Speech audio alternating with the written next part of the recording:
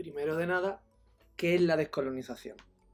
Bueno, nosotros hemos estudiado ya la colonización, así que recordad, los países de Europa controlaron territorios de Asia y de África. Pues la descolonización es todo lo contrario. Las colonias que Europa tenía en Asia y en África se independizan, es decir, se convierten en países independientes. Y esto pasó sobre todo después de la Segunda Guerra Mundial. Por tanto, la descolonización es el proceso de independencia política de las colonias europeas en Asia y África después de la Segunda Guerra Mundial. The process of European colonies in Asia and Africa gaining independence after Second World War. ¿Por qué se produjo esto? ¿Cuáles son las causas? ¿Por qué los territorios de Europa en Asia y en África se independizan? Pues primero de nada, los países europeos que tenían colonias, que eran básicamente Inglaterra y Francia, estaban destruidos después de la Segunda Guerra Mundial, por lo que no eran poderosos ni tenían fuerza para mantener sus colonias si éstas empezaban a luchar por la independencia. Además, los dos países que se convierten en primeras superpotencias mundiales después de la Segunda Guerra Mundial eran Estados Unidos y la URSS, y ninguna de las dos tenían colonias, por lo que ni Estados Unidos ni la URSS tenían nada que perder si apoyaban la lucha por la independencia de los indígenas. Y sin embargo, sí tenían mucho que ganar. Si ayudaban a estos países a conseguir la independencia, podrían conseguir que estos nuevos países fueran sus aliados, dentro de un contexto de una época de Guerra Fría, en la que tanto Estados Unidos como la URSS se están haciendo un bloque de países aliados. La cuestión es, si los indígenas luchan por la independencia, la metrópoli está en crisis y no tiene fuerza para evitarlo, y hay dos nuevos superpaíses que les van a apoyar. La pregunta es, ¿y los indígenas querían la independencia? Pues la población de Asia y de África quiere la independencia después de la Segunda Guerra Mundial. Porque pensad que los indígenas han participado en la guerra, en una guerra que ha sido contra los nazis, por lo que ha sido un poco una guerra contra el racismo. Después de su esfuerzo de ir a la guerra, muchos de ellos morir, pues ellos van a decir que ellos han cumplido con sus deberes como ciudadanos y por tanto ahora exigen sus derechos a la libertad. Y además, con la Segunda Guerra Mundial se rompe un poco en los indígenas, en la mente de los indígenas, ese mito que ellos tenían de la superioridad de los blancos. Ellos ya no ven a los europeos como una cultura superior, que viene a civilizarles, que se someten, por tanto. Ellos han visto sus defectos y ahora pues ya se atreven a luchar contra los europeos. Así que como veis, todas las causas, las tres, tienen que ver con la Segunda Guerra Mundial. La descolonización fue sobre todo consecuencia de la Segunda Guerra Mundial. Bueno, pues por todas estas causas, después de la Segunda Guerra Mundial, se inicia un proceso de descolonización en el que los territorios bajo control europeo en Asia y en África se convierten en países independientes políticamente. Pero este proceso de descolonización fue largo y fue complejo. En algunos países se hizo por acuerdos pacíficos. En otros hubo violencia y terrorismo, como vemos aquí, y en algunos casos incluso guerra. Nosotros no los vamos a ver todos, porque este vídeo duraría horas. Vamos a ver algunos casos concretos a modo de ejemplo. Observad el mapa. Podéis ver, atentos a la leyenda, que los primeros países en descolonizarse fueron los de Asia y los de Oriente Próximo.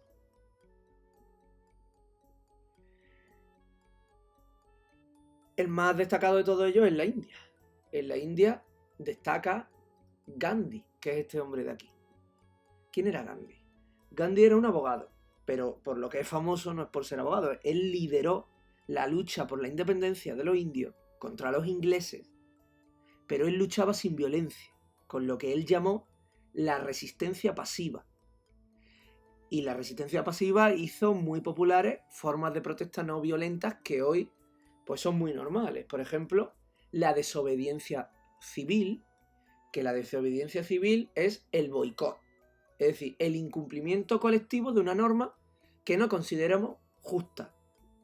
La no cooperación, es decir, no participar en ninguna injusticia. Él hacía sentadas, encierros, encadenamientos voluntarios, ayunos, huelgas de hambre. Bueno, fue condenado a prisión en 17 ocasiones.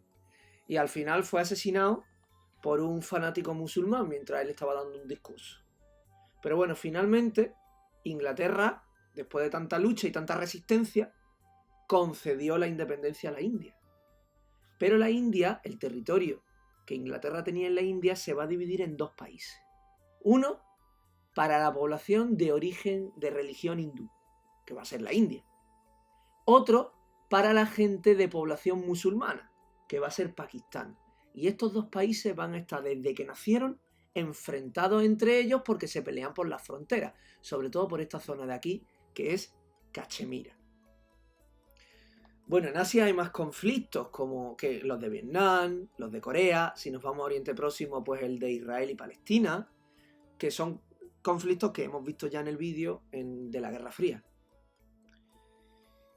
Después de que el proceso de descolonización empiece aquí, en Oriente Próximo y en Asia, pasa a África, un poquito más tarde. Primero a África del Norte y luego ya a África Central. Sobre todo después de la conferencia de Bandung, que fue en 1956. La conferencia de Bandung es una reunión que hubo en esta ciudad de Bandung, que está aquí en Indonesia, y en 1956 se reúnen ahí pues 17 países asiáticos, 8 países árabes y 4 países africanos, pero sobre todo iban liderados por Yugoslavia, por Egipto, por Indonesia y por la India. Estos países se reúnen, ¿no? ¿Y qué hacen? Pues llegan a un acuerdo de apoyar la descolonización en los países que aún estuvieran sometidos por Europa y la neutralidad en la Guerra Fría. Dos cosas, por tanto, pedían: apoyo a la descolonización y neutrales en la Guerra Fría. Es decir, ellos no quieren ser de ninguno de los dos bloques, ni del comunista ni del capitalista. Esto es lo que se llamó movimiento de países no alineados, porque no están alineados con ninguno de los dos. Bueno, pues de esta zona de África, Argelia fue especialmente complejo porque los indígenas argelinos defendían el socialismo y por tanto, en el contexto siempre de la Guerra Fría, los franceses no podían permitir la independencia de un nuevo país que se pasase al bloque comunista. Y además, en Argelia vivía casi 1 millón de colonos franceses. Los colonos franceses, es decir, los descendientes de franceses que vivían en Argelia, población de raza blanca, llegaron a crear un grupo terrorista. Pero vamos, al final Argelia se independiza en 1962 con un régimen socialista islámico. Y otro caso curioso es el de Sudáfrica. Sudáfrica ya era una república independiente desde 1910.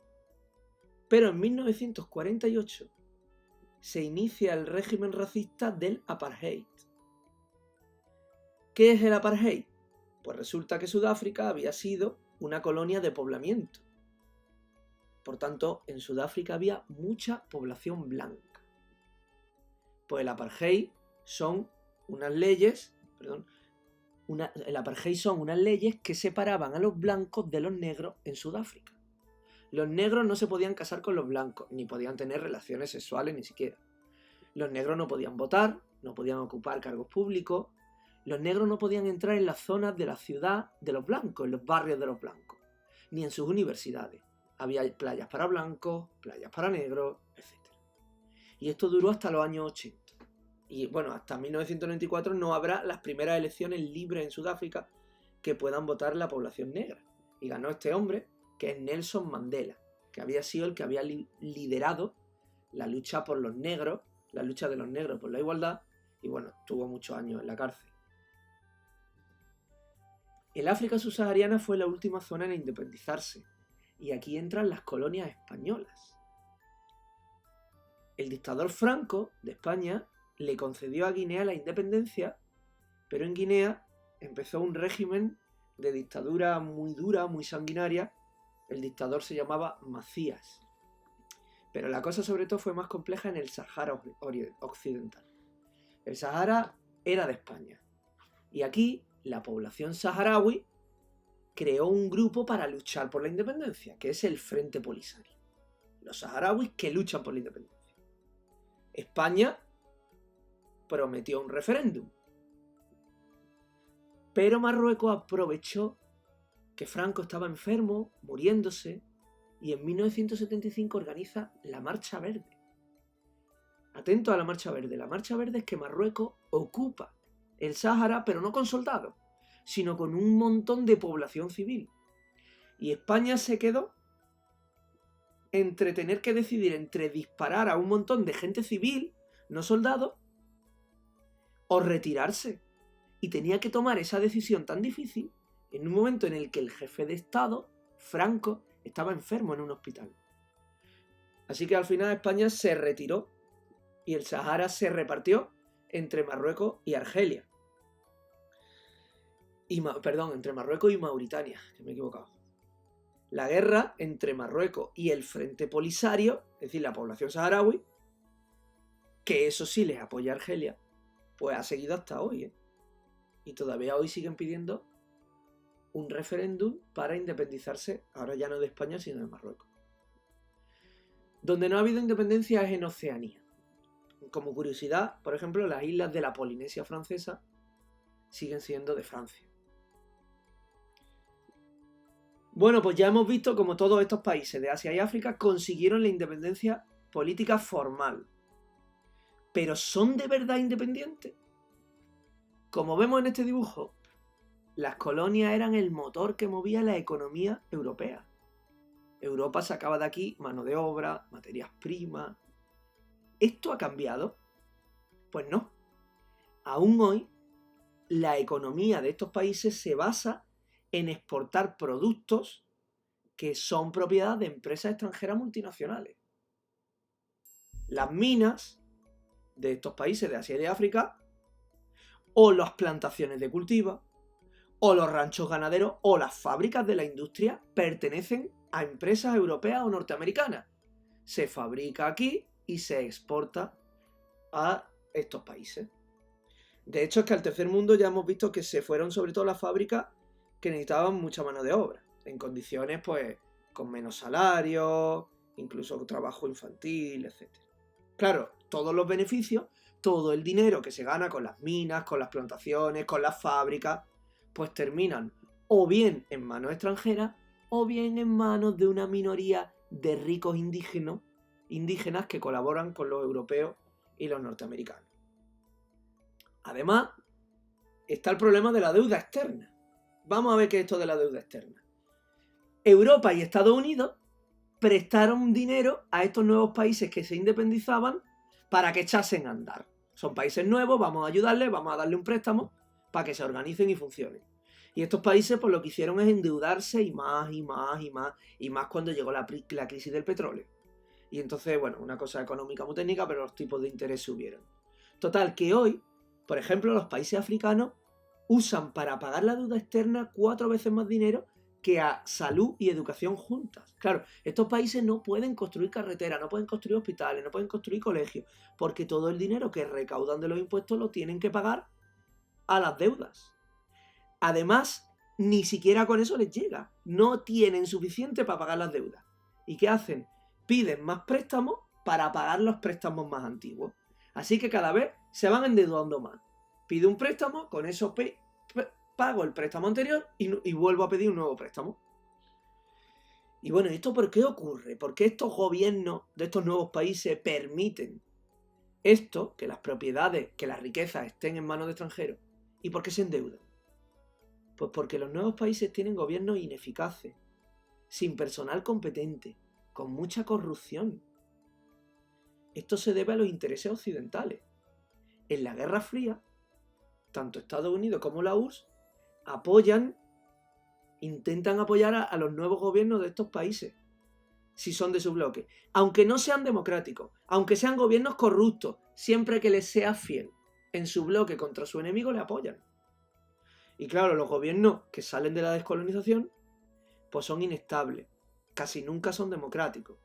En lo más normal en estos países son los golpes de Estado, las dictaduras militares, las guerras civiles. Recordad que las fronteras de estos países son un poco artificiales y dividen pueblos y mezclan pueblos diferentes, etc.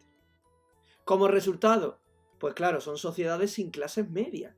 Unos pocos ricos, al servicio o bien del gobierno o bien de empresas extranjeras, y una inmensa mayoría de gente sin recursos, que apenas cubren sus necesidades básicas, sin educación. Bueno, el analfabetismo es uno de los más graves problemas para que el país mejore, ¿no? Lo normal es el desempleo, el subempleo, la delincuencia, la economía sumergida. Pues conviven barrios lujosos, rascacielos, chalés, piscinas, con anillos de miseria de chabolas, marginales. Por tanto, ¿son países libres e independientes? ¿O aunque tengan gobiernos propios, dependen de los países ricos? Pues como vemos, la descolonización supone la independencia política formal, aparente, pero también la dependencia económica real. Esto es lo que se conoce como neocolonialismo.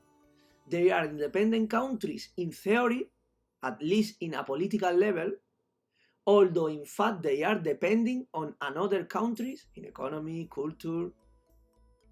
Y aquí tenemos el por qué dependen de otros países.